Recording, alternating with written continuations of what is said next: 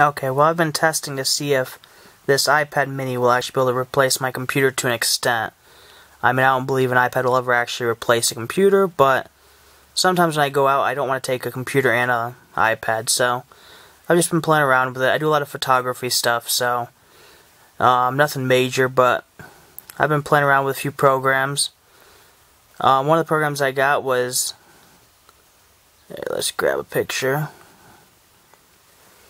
I grabbed this one, iPhoto. It has some basic stuff you can do with it. You can kind of change some of that.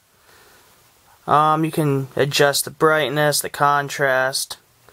I mean, overall it has some pretty basic but good things to use. You can crop them. You can go with the brushes and you can soften it, sharpen it, darken it, lighten it, desaturate, saturate, get rid of red eye, and do some repairs. So I mean, it's a pretty good program if you just want to do some minor touch-ups. Another program I've been playing around with is GarageBand, which anybody that has a Mac, they know what GarageBand is. It's more basic than the actual Mac version, but it's still fun to play with. You have the smart drums and all that, and you can go over here and you can play with real drums.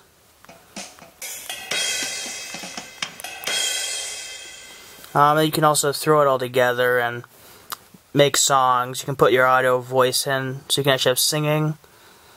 You can also do pianos, guitars, violins, a bunch of other instruments.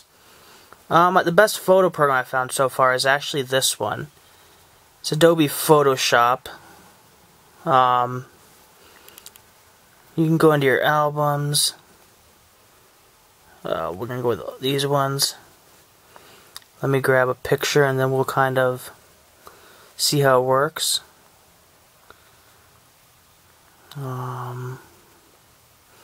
Here's a good one. We'll go with this. Alright. You can select areas with the magic wand. You can switch from a magic wand to just highlight a certain area you want to do something with. Maybe we want to just get the dog. There's a bunch of other things you can do. You can do color changes. You can hear some different effects you can do. We'll show you some effects. You can do the sepia or sepia, whatever you want to call it. You can have TV monitor. I'm not sure why anybody would really want a TV monitor effect, but if you want to give it a TV monitor, you're welcome to do so. Soft skin. You can do pencil, graphic pen, colorization, basics. You can also do some cool things like you can do replacement color, temperature, reduce noise, you can do the curves, saturation, black and white, you know, all the basic stuff. This one actually is a pretty good program. It does a lot of features you might want to use.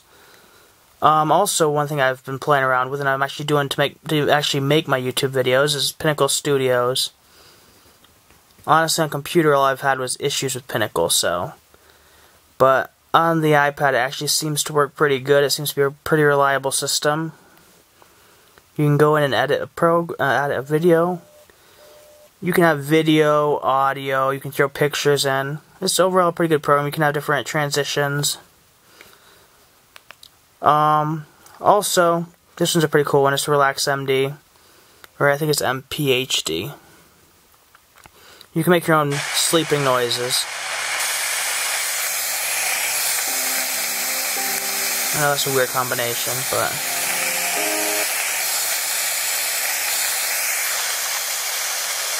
alright, now let's mute this because otherwise it will keep going as soon as I get out.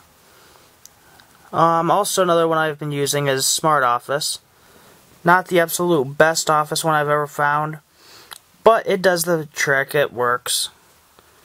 My only disappointment with it really is when you try to run PowerPoints.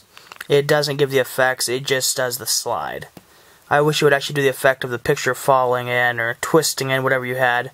It just brings the slide in and that's it. But other than that, it's pretty decent. Another one I've been looking at, haven't bought it yet, I'm considering buying it. This one is an animator program. Kind of reminds me a bit of the Flash MX.